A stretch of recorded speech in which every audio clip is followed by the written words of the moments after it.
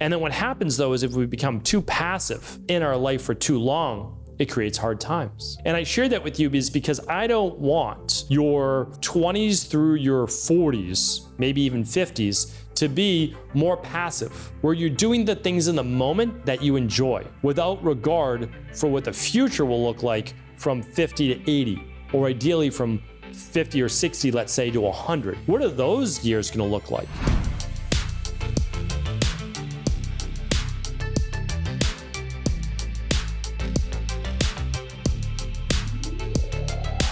Hey everybody, welcome back to the show. So glad to have you with me here today. Excited to get into our Mindset and Motivation Monday.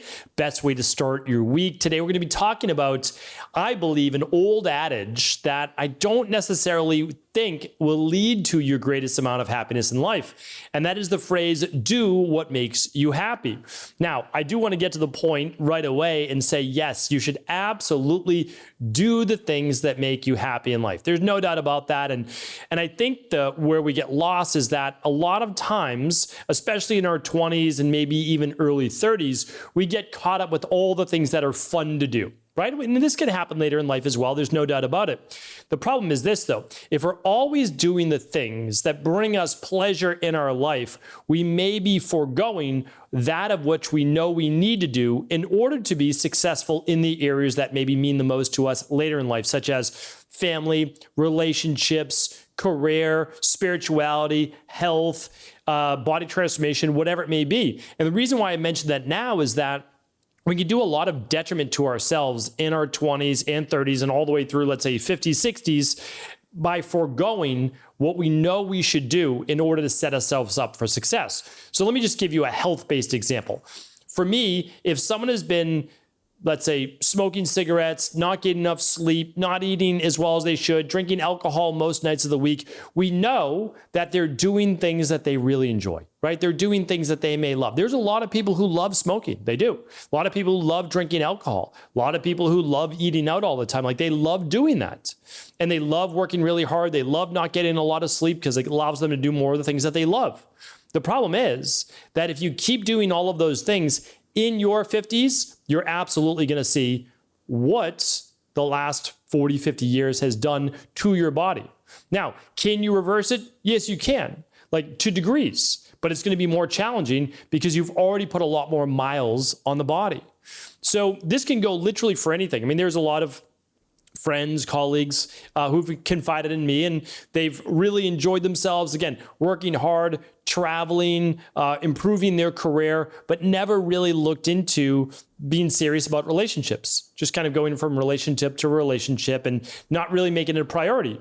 And now they find themselves mid 40s, later 40s, early 50s, and they're saying, I wish, I started a family. Now, again, it's not too late to start a family. I'm not saying that at all, but it's them looking back and sharing with me, at least, that this is something that I wish I thought about before, right? It's that I was doing the things that I loved in the moment, but I think I forgot about that eventually I'm going to grow up. Eventually I am going to be 60 years old. Eventually I am going to be 80 years old. And for me, not having the family and looking back and having children, maybe even grandchildren, that at least to them may be an issue.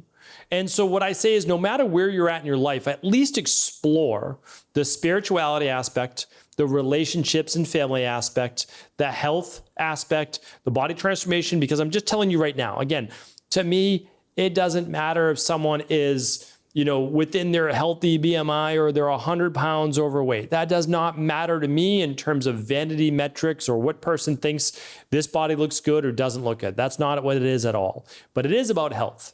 And we know that if you're 50 plus pounds over your ideal weight, even really 30, then what happens is you have many more complications later in life. Now, you can be at a healthy weight and still have health complications. That's the interesting thing and the mystery about life. It really is. But at least you give yourself a better shot. That's all that I'm saying.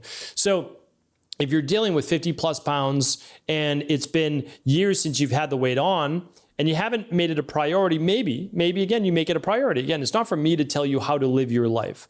But what I'm saying is, as the years continue to go on, the effects in the body compound. So when we start to look at anti-aging and we start to look at longevity, we don't just look at lifespan, we actually look at health span. And we know that people that are, again, 30, 50 plus pounds over their ideal weight, and again, we're not saying that you have to be super thin, that's not what it's about at all. We just know that there's greater complications from metabolic disease.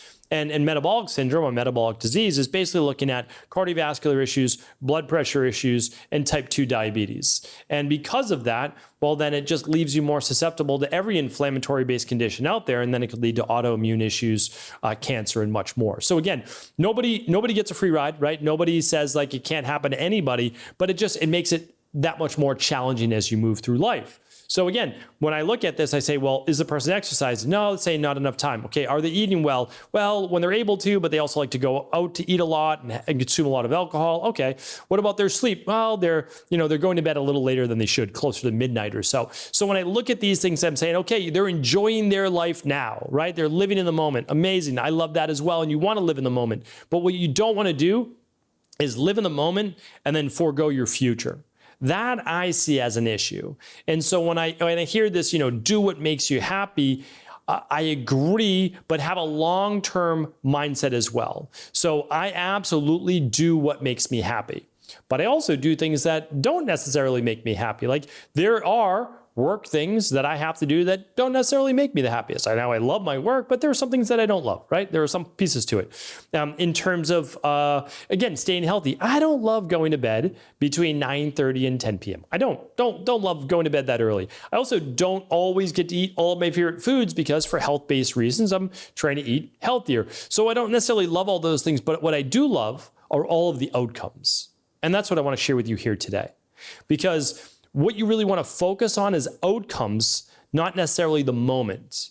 And when you can get there, that is when life changes. Because every day I get to wake up now and enjoy life. Like every day I wake up, I've got great energy, love my family, my daughters, they're going to schools that they enjoy, they're doing the things that they enjoy, which then makes me very happy as well, right? And so when I look at that, I'm saying, okay, I'm living my life how I want to live and getting the ultimate outcomes that I'm looking for in the short term and the long term, but I need to work in order to make that happen. So again, my wife and I are very big on trying to teach kindness and doing the right thing, not only for our daughters, but getting them to do the right thing in life. That is not always the easiest decisions. It's also telling them that they can't have dessert every single night. Like that's not going to happen. We're not keeping it in the house. If we're going to go out for dessert, we're going to go out for dessert and we can do that. It's not going to happen every night. Here's why.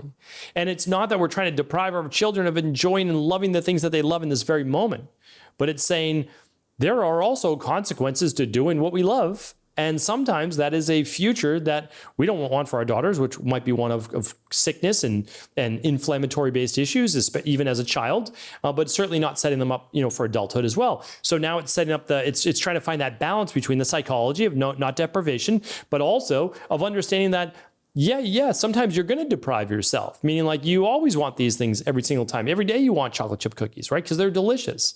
But I don't know if we should have chocolate chip cookies every single day, right? Like I just don't know if that sugar and the fats combined together is really the best thing for us or our children. So it's something to think about. And again, I'm not telling anybody how to live their life, but the whole reason for this show, and I do want to share it with you, is another quote that's very popular. Now it's been changed and it's been reworded in different ways. I reworded it as well. I did it to be a little bit more kind, because sometimes I think that we're not gentle with people at where they're at in their life right now. Many people are struggling with things that we can know nothing about, right? And I think back to all of those times when I was struggling. People have no idea what you're going through. So I try to be a little bit kinder in how I speak. I'm not always the best at that. I'm really not. I'm very direct in how I speak because I don't want to mix words. I want people to know exactly, at least from my perspective, what they can do in order to improve their life and what I've seen work. And I don't want to mix those words, but I want to share with you a quote, and I know that you've heard it before and probably in different ways. This is a gentler way of saying it, in my opinion, but it's this: hard times create strong men and women. Strong men and women create passive times. Passive times create passive men and women. Passive men and women create hard times. And then the cycle repeats. So the reason why I chose the word passive is that the hard times that created strong men and women. Think about like your grandparent, like my grandparents' generation, World War II, all of those things, like growing up in the Great Depression or just thereafter, like hard times, like hard living, created strong men and women, just disciplined, did what they had to do for their family, for themselves. And then it created more, honestly, like more enjoyable, robust times that people can enjoy themselves, have more leisure time. And it wasn't the fault of the people that got to enjoy the leisure time because they didn't know any different, right? But it did make people then a little bit more passive, potentially, right? It's at least my thought and a few other people's thoughts as well. And then what happens then is it doesn't create then the same potentially discipline and working on challenging things and those types of things because you just had it a little bit easier. And I'm not saying I was anything different. I had my own challenges, but again, when we look at the overall scheme, how do we use that in our life? And then what happens though is if we become too passive in our life for too long, it creates hard times. And I share that with you because I don't want your 20s through your 40s, maybe even 50s, to be more passive, where you're doing the things in the moment that you enjoy without regard for what the future will look like from 50 to 80, or ideally from 50 or 60, let's say, to 100. What are those years going to look like? Have you set yourself up for success? Have you already set yourself up for success in terms of relationships, in terms of finances and career, in terms of your kids, in terms of your health, your overall weight, not too low, not too high, all the different things that are factors in your life? Because I know that most of us have goals, and if we don't, we do want to set them. Like, again, it's nice to live carefree. But the problem is, and I've seen many people live like this, eventually life catches up with you, right? And then you're short on health, you're short on your overall finances, you're short on where you want your relationships to be. So what I say and what I ask of you is to create your long-term goals, and then the best to your ability, be able to enjoy the process along the way, because it's going to take work.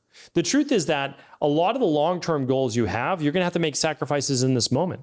So that at that point, you're not necessarily doing what you love, right? Because you could very easily do other things that are more enjoyable.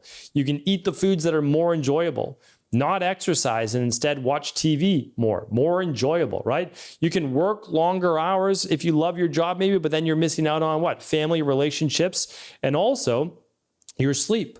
So what I ask is, I think that there is a happy medium. I think there is a way to create a balance. I know sometimes it's going to take a lot of sprints, like in terms of the work, the challenge, overcoming it in any area of your life, but then you do get to sit back a little bit while still working on those short and long-term goals in order to be able to derive the most happiness right now. Because I'm telling you right now, if you know you're working towards your goals, right, and that goal is bright, it's vibrant, it's a future that you want, you're going to start to enjoy the process that much more. I know that I did. Like, I didn't want to eat the foods that I had to eat starting around, well, when I figured things out around 19 years old. And I was sick for multiple years before that, but I started to realize, like, okay, well, if I want to get well, I have to give up some of these foods that I'm enjoying, right? All these fried foods and other things like that as a teenager. Can't do that. And so I started to whittle them down a little bit, but I'm saying, like, yeah, this is really strange for me, eating a salad today, eating these things, but I'm doing it because I want that end goal. And so I actually looked then at the healthier food as a means to my future me, which is really what I was after. So I want to share with you this, that ultimately the life that you want is on the other side of overcoming the obstacles and challenges in your life that takes work. But if you do that, that is ultimately where all that happiness lies. And it's not just in the achievement of a worthy goal. It's actually in the work that you put in that built the confidence and the self-worth of someone that's actually then deserving of living the life that you will ultimately live. Hopefully today's show was helpful. I appreciate you, as always, for tuning in to today's show. Share this show with anyone you believe it could serve. Take care, everybody. Have an amazing week. Thanks so much for tuning into today's show. Before you go, don't forget to hit that subscribe button. I want to make sure that you're getting our daily content, not missing out on anything functional medicine, wellness, weight gain, weight loss, anti-aging, living longer, stronger, and all of the most cutting-edge research. And if there's any topics you want to hear, feel free to leave them in the comments below. Take care.